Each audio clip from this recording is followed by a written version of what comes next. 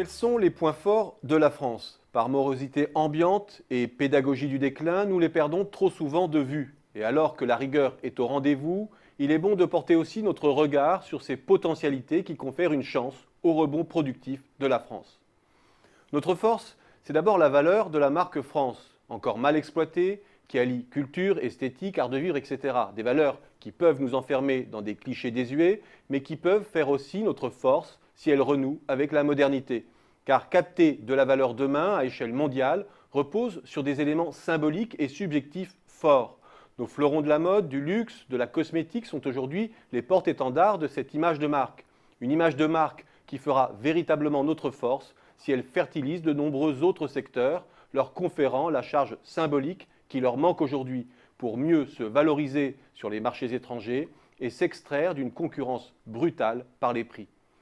Notre force, c'est aussi notre potentiel d'innovation et de créativité dont témoigne la floraison des startups de croissance. Des startups qui peinent à se développer et à grandir sur le territoire pour atteindre une taille critique, leur permettant de rivaliser à échelle mondiale. On le sait. Mais cet enjeu est de mieux en mieux saisi. Les circuits de financement public comme privé se professionnalisent. La nécessité de bâtir une dynamique partenariale, d'agglomérer les compétences autour de la French Tech et d'en valoriser l'image se précise. La France, qui est souvent bien fragile pour maîtriser les maillons aval des filières, démontre en effet de véritables compétences dans la conception amont, la production de composants et de services intermédiaires.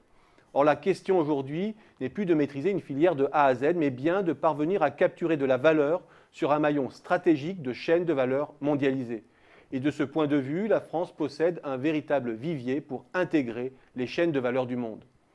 Je pourrais aussi mentionner notre faible endettement privé qui nous confère des marges de manœuvre et une qualité de signature que d'autres pays ont perdue.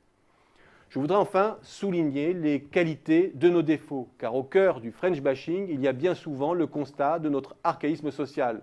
Beaucoup y voient une inadaptation évidente à la mondialisation. Or, il est frappant de voir à quel point l'enjeu de la redistribution a retrouvé une acuité outre-Atlantique. De plus en plus d'économies développées et émergentes redécouvrent la nécessité d'institutions sociales solides pour bâtir une croissance stable et échapper à la déflation.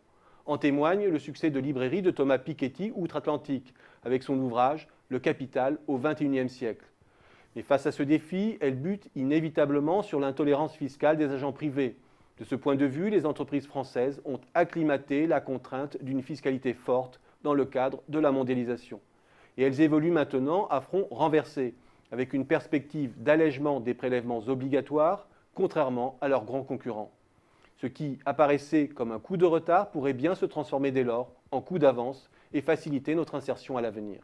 Autrement dit, à long terme, la France dispose non seulement d'atouts à valoriser, mais elle peut aussi, si l'on choisit délibérément le camp de l'optimisme, espérer que les solutions ne viendront pas seulement d'elles-mêmes, mais aussi de la mue que pourraient opérer les autres.